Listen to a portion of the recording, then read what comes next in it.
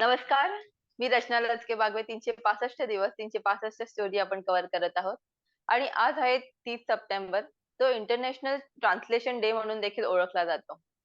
या दिनानिमित्त जी लोकं या क्षेत्रात काम करतात म्हणजे लँग्वेज ट्रान्सलेशन्स मध्ये काम करतात, त्या लोकांचा सन्मान केला जातो. त्यांच्या कामाबद्दल सत्कार केला जातो. आणि आज आपल्या सोबत आहेत हर्षदा कुलकर्णी मॅडम, ज्यांच्या कंपनीचे नाव आहे ट्रान्स सोल्युशन्स. 2009 सालापासून त्यांनी ही कंपनी सुरुवात केली आहे. अधिक माहिती आपण त्यांच्याकडनं जाणून घेऊया. नमस्कार मॅडम. नमस्कार. Thank you ma'am. Thank you for inviting. Madam, तुमच्या जीवन प्रवासाबद्दल थोडी आम्हाला माहिती द्या. First of all thanks a lot. मला इथे तुम्ही आज अपॉर्च्युनिटी दिली. सो असा जीवन प्रवास असा खूप नाहीये, पण जो काही माझा आतापर्यंतची जर्नी आहे, definitely I would like to share with you. So माझी जर्नी ही नाशिक पासून चालू झाली. I am born and brought up from Nashik. माझं पूर्ण एज्युकेशन हे नाशिकमध्ये झालेलं आहे. So I did my BSc in physics. After that I did my masters in HR. 8 वर्ष मी HR मध्ये परस्यू केलं. HR मध्ये मी जॉब केला आहे. हार्डकोर HR मध्ये काम केलं आणि मनात कुठेतरी होतं पहिल्यापासून की आपल्याला पुढे जाऊन बिझनेस करायचा आहे. ती सुप्त इच्छा होती आणि तशी अपॉर्च्युनिटी मिळाली मला. And then I started with with my own company. So this is how I mean moved into the business. So madam, आज ट्रान्स सोल्युशन्स या कंपनीच्या द्वारे तुम्ही वेगवेगळ्या लँग्वेजेस मध्ये काम करता. ऑलमोस्ट 17 लँग्वेजेस मध्ये तुम्ही काम करताय ट्रान्सलेशनचे. सो एक्झॅक्टली नक्की तुमचं काम कसं असतं त्याच्याबद्दल थोडी अजून माहिती द्या. ओके. सो बऱ्याच जणांना हे माहिती नसतं की translation itself is a industry. It's a big industry. बऱ्याच लोकांना हे माहिती नसतं आणि त्या अशा इंडस्ट्रीमध्ये आम्ही काम करतो. सो ॲज आय मेन्शन की मी सुरुवातीला जॉब केला आणि त्याच्यानंतर मी माझा व्यवसाय चालू केला. सो सुरुवातीला आपण 2 लँग्वेजमध्ये काम चालू केलं होतं. हिंदी आणि मराठीमध्ये सुरुवात केली आणि हळू गेली 11 वर्ष आम्ही आता या इंडस्ट्रीमध्ये आहोत. आणि we are happy to say that we are serving 70+ language. आमचं टार्गेट आहे 300+ लँग्वेज, ज्याच्यामध्ये आम्हाला रीच करायचंय. जसं तुम्हाला माहिती असेल की India itself is country where 22 official languages are there and more than 1 lakh dialects are spoken across India फक्त. सो आपण जर ग्लोबचा विचार केला तर there are ample amount of opportunities for us being a language company. So आम्ही ह्याच्यामध्ये वेगवेगळ्या क्षेत्रामध्ये काम करतो, वेगवेगळ्या फील्ड्समध्ये काम करतो. तर कुठल्या प्रकारच्या सर्व्हिसेस देतो हे मी तुम्हाला थोडक्यात सांगते. सो आम्ही ट्रान्सलेशन म्हणजे जिथे एक डॉक्युमेंट हे डॉक्युमेंट टू डॉक्युमेंट आपण जेव्हा लँग्वेजचं कन्व्हर्जन करतो त्याला ट्रान्सलेशन्स म्हणतात. सो त्यामध्ये आम्ही काम करतो. तिथे वेगवेगळे फील्ड्स असतात म्हणजे लीगल आहे, मेडिकल आहे, फार्मास्युटिकल आहे, देन मार्केटिंग रिलेटेड कंटेंट आहे, ई-लर्निंग रिलेटेड कंटेंट आहे. अशा बऱ्याच क्षेत्रामध्ये आपण ट्रान्सलेशनची कामं करतो. Entertainment is a big industry, जिथे आजकाल इव्हन सीरियल्सला पण सबटायटल्स येतात. तिथे पण आमचा बराच मोठा एरिया ऑफ वर्क आहे. सो अपार्ट फ्रॉम दॅट आम्ही इंटरप्रिटेशन्स करतो. सो इंटरप्रिटेशन म्हणजे काय? जेव्हा 2 व्यक्ती बोलत असतात आणि त्यांना कम्युनिकेशनमध्ये प्रॉब्लेम येतो, तेव्हा आपण त्याला मराठीमध्ये दुभाषक असं म्हणतो. सो ते पण आपण प्रोव्हाईड करतो. त्यामध्ये वेगवेगळ्या प्रकारचे इंटरप्रिटेशन्स असतात. ऑन कॉल सपोर्ट लागतो कधी-कधी क्लायंटला. कधी-कधी कॉल सेंटर्समध्ये आपल्याकडे इंडियामध्ये बऱ्याचशा प्रोसेस ह्या आउटसोर्स होतात. सो त्याच्यामध्ये आपण सर्व्हिस प्रोव्हाईड करतो. सो कॉन्ट्रॅक्च्युअल ॲज वेल ॲज डायरेक्ट रिक्रुटमेंट अशा दोन्ही पद्धतीने आपण इंटरप्रेटर्स प्रोव्हाईड करतो कंपन्यांना. सो ही झाली माझी सेकंड सर्व्हिस.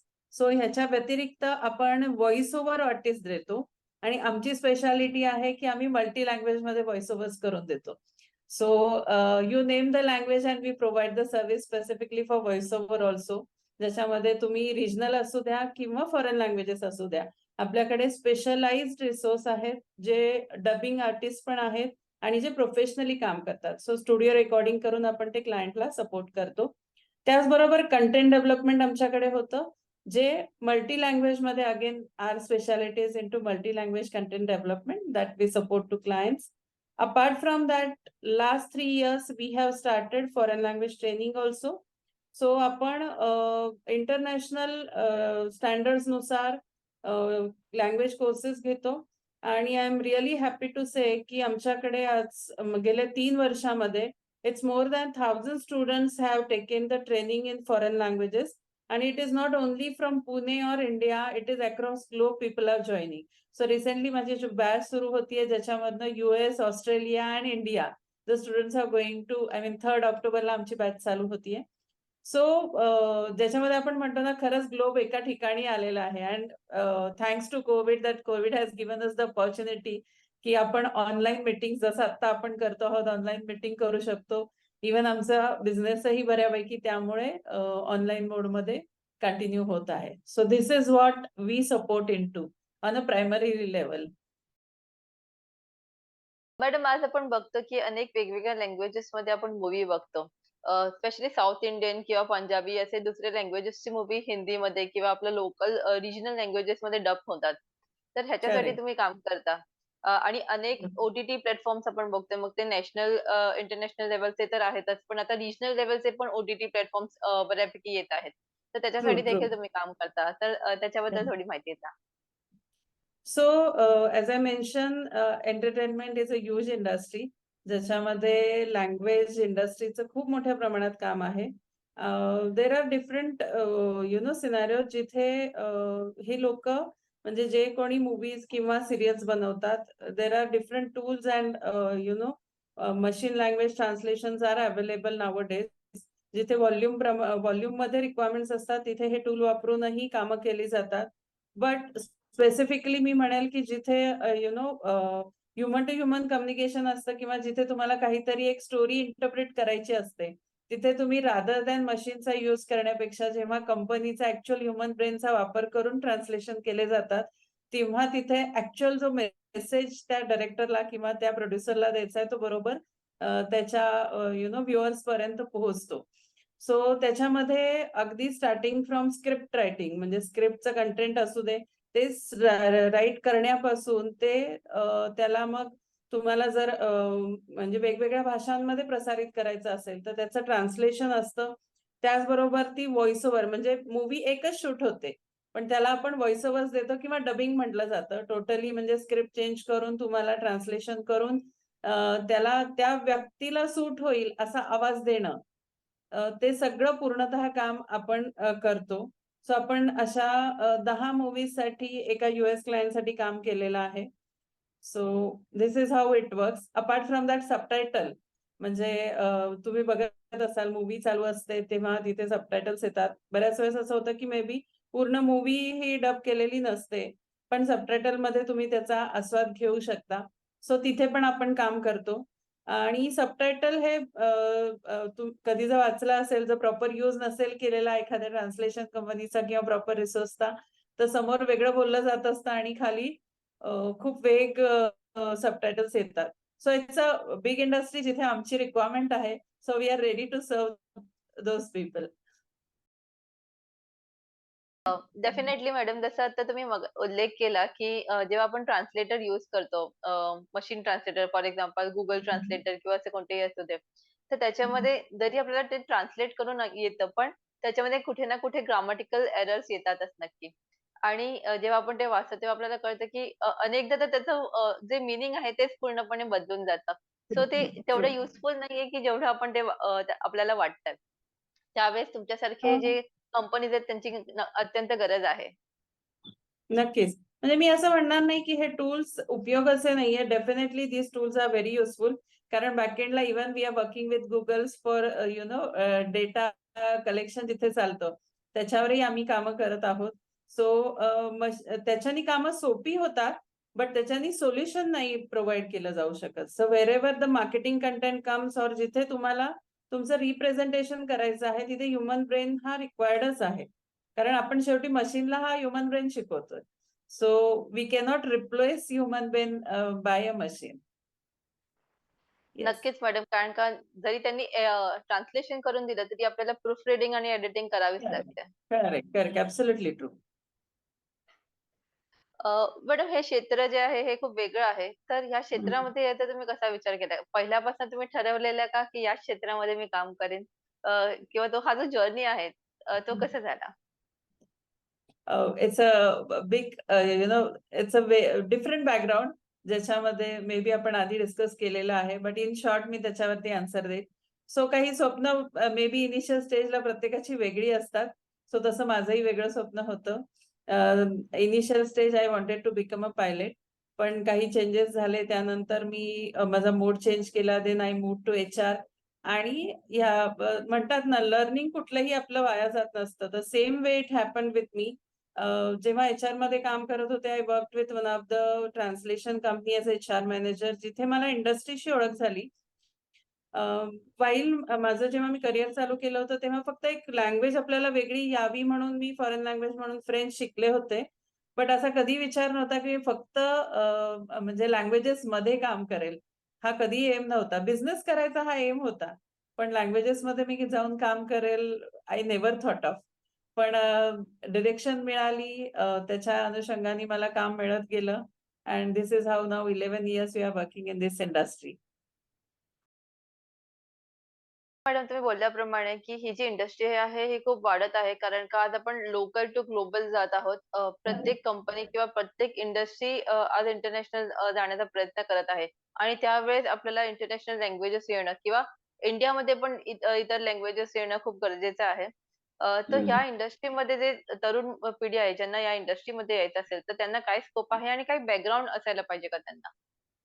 या. So it is very important. म्हणजे बऱ्याच वेळेस आपण बघतो, की बीइंग अ पॅरेंट, पॅरेंट्स हे जनरली करिअरच्या दृष्टीने जेव्हा मुलांना बघतात, लँग्वेजला खूप फोकस्ड केलं जात नाही. इंडियामध्ये. आपण बघतो, की इधर इंजिनिअर किंवा डॉक्टर ह्या फील्ड्सला जास्त आपण महत्त्व देतो आणि मे बी कारण लोकांना त्या अपॉर्च्युनिटीज माहिती नाहीये. So that is the reason we started awareness session in the colleges. आपण टाय अप करतोय कॉलेजेस बरोबर आणि त्यांनाही हे अवेअरनेस सेशन्स देतोय, की लँग्वेज इंडस्ट्रीमध्ये किती स्कोप आहे आणि तुम्ही तिथे काय-काय करू शकता. सो कुठलीही फॉरेन लँग्वेज मी असं म्हणणार नाही, की फक्त फॉरेन लँग्वेजेस शिकली पाहिजे, तुम्हाला लँग्वेज इंडस्ट्रीमध्ये काम करण्यासाठी. कारण now if you have seen, की आता आपली इंडियाची एक वेगळी ओळख जगामध्ये निर्माण झालेली आहे. आणि बऱ्याच कंपन्या जेव्हा इंडियामध्ये इन्व्हेस्टमेंट करत आहेत, आपल्या भारतात अजूनही 22 ऑफिशियल लँग्वेजेसमध्ये वर्क होतं. सो तेव्हा त्यांना त्यांचे मार्केटिंग किंवा डॉक्युमेंटेशन करण्यासाठी रिजनल लँग्वेजचाही खूप प्रमाणात सपोर्ट लागतो. Googleच जर बघितलं तुम्ही तर 22 ऑफिशियल लँग्वेजेसमध्ये Google आता सपोर्ट द्यायला चालू केलंय. म्हणजे you just have to speak and you get the things on Google search engine. तर हे कशामुळे झालंय? कारण त्यांनी त्या लँग्वेजेसला सपोर्ट द्यायला चालू केलेलं आहे.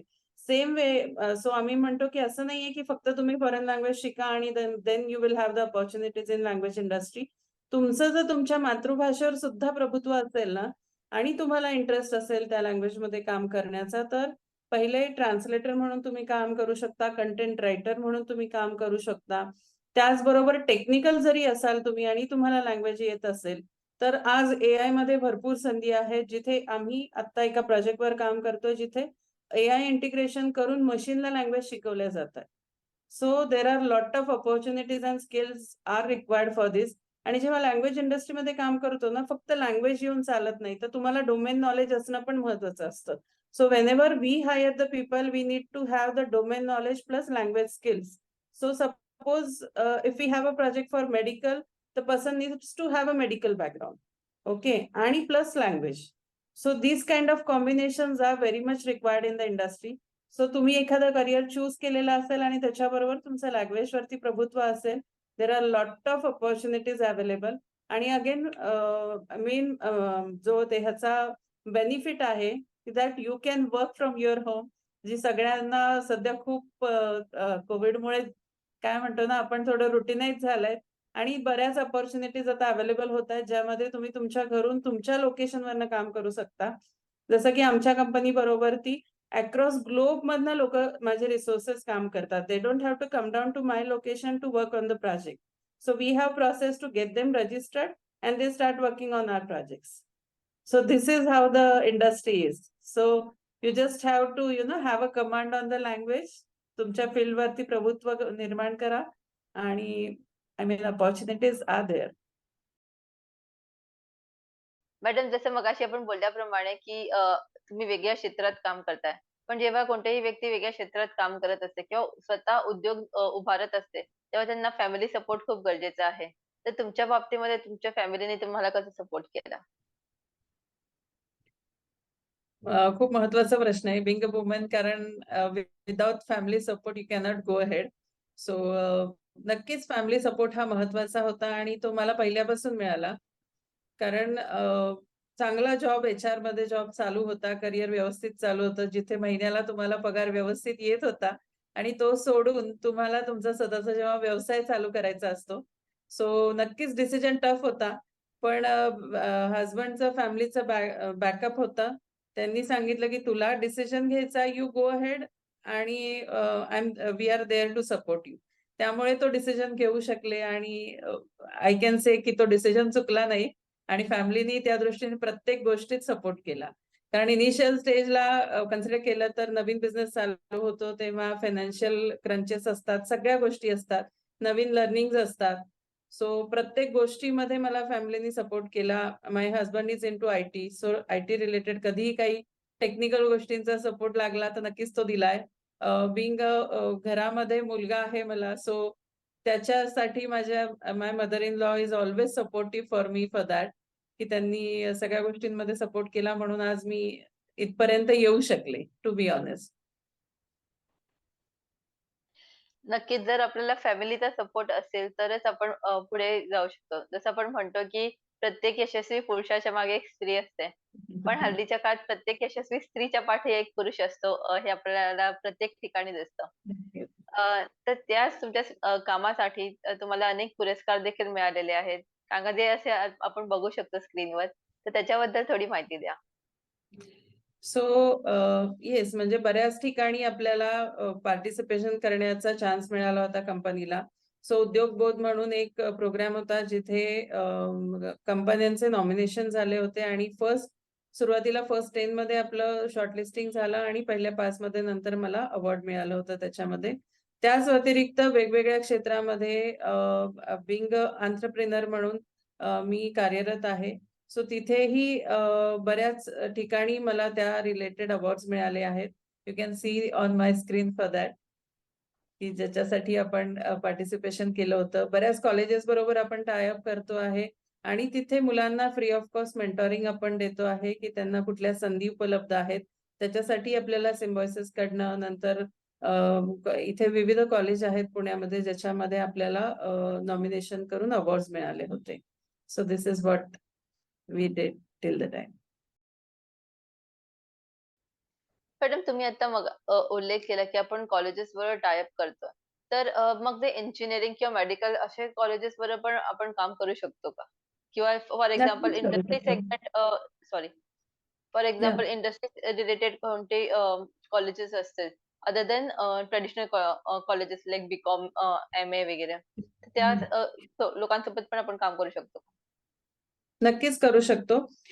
मेडिकल आणि इंजिनिअरिंग क्षेत्रातल्या मुलांना जर फॉरेन लँग्वेजचा जर कोर्सेस तिथे उपलब्ध असले, म्हणजे आपण आत्ताची आपली जी 5th एज्युकेशन पॉलिसीज आपण जी बघितली, तर त्याच्यामध्ये कंपल्सरी गव्हर्नमेंटनी तेवढ्यासाठीच केलेलं आहे फॉरेन लँग्वेज.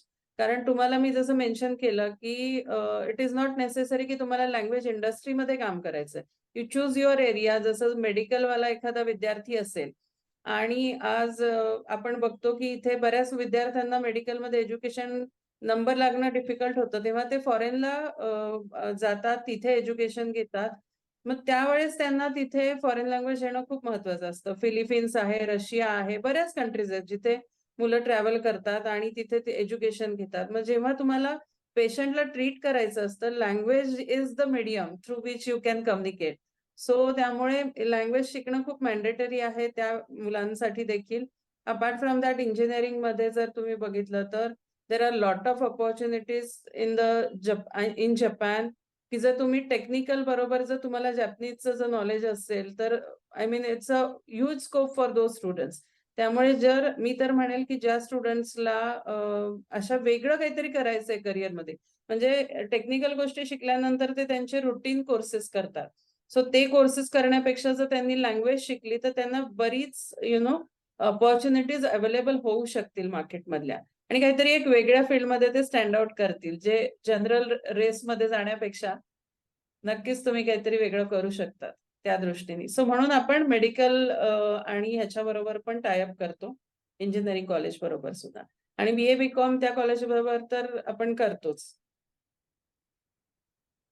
मॅडम एक लास्ट प्रश्न तुम्हाला विचारते, की या सगळ्या प्रोसेसमध्ये तुम्हाला काही प्रॉब्लेम्स आलेत का? आणि त्यांना तुम्ही कसं फेस केलंत?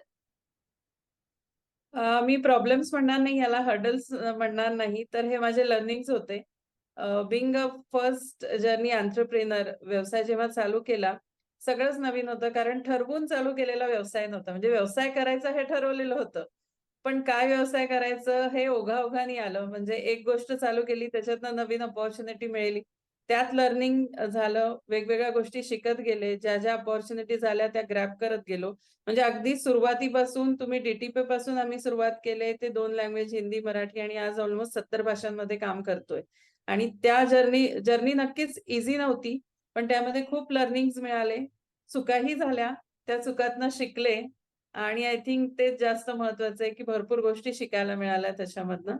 आणि आज बरीच त्याच्यामुळे दारं ओपन झालेली आहेत, की ज्याच्यामध्ये आम्ही लँग्वेज इंडस्ट्री म्हणून काम करू इच्छितो. सो सध्या आम्ही ज्या मी तुम्हाला आता 5 फील्ड सांगितल्या त्याच्यात काम करतोय. त्याच्या व्यतिरिक्त now we are focusing targeting on medical tourism. कारण बऱ्याच ठिकाणी आम्ही इंटरप्रिटेशनच्या सर्व्हिसेस देतो मेडिकल टुरिझमसाठी. सो त्या फील्डमध्ये पण आम्ही आता एक्सप्लोर करत आहोत, की जिथे आम्ही बिंग अ ट्रान्सलेशन कंपनी आम्ही अशा कंपन्यांबरोबर टाय अप करून त्यांना जिथे लँग्वेज बॅरियर येतील तिथे त्यांना सपोर्ट करणार आहोत. सो आम्ही काही इथले हॉस्पिटल्स आहेत पुण्यातले, त्यांना आपण ऑलरेडी टाय अप चालू केलेला आहे for medical tourism. Apart from that आम्ही अजून एक सर्व्हिस चालू केलेली आहे, ज्याच्यामध्ये मल्टी लँग्वेज मध्ये लोकांना मार्केटिंग, टेलिकॉलिंग ह्या सर्व्हिसेस रिक्वायर्ड असतात. सो आम्ही सुरुवात करत आहोत. It's a kind of BPO तुम्ही म्हणू शकता. जिथे आम्ही त्याला म्हणतो व्हर्चुअल रिसेप्शनिस्ट आणि व्हर्चुअल असिस्टंट, ज्याच्यामध्ये तुम्हाला प्रोव्हाईड केला जातो. सो एम्प्लॉई आमचे असतील, पण सर्व्हिस क्लायंटसाठी दिली जाईल. आणि that is speciality into multi languages. कारण कम्युनिकेशन गॅप येतो आणि तुम्हाला मार्केटिंग करायला प्रॉब्लेम येतात.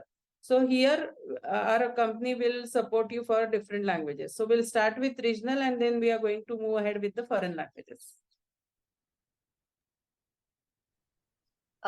Thank you madam. आज इंटरनॅशनल ट्रान्सलेशन डेच्या निमित्ताने आम्हाला तुमची मुलाखत घ्यायची होती आणि तुम्ही त्याला होकार दिला त्यासाठी खूप खूप धन्यवाद. Happy thanks to international you. Thank you. Happy international translation day आणि तुमचं काम आहे हे जगभरात ऑलरेडी जातच आहे, पण ते अजून मोठं व्हावं ही सदिच्छा. Thank you. Thank you. Thanks a lot. Thank you very much and happy International Translation Day.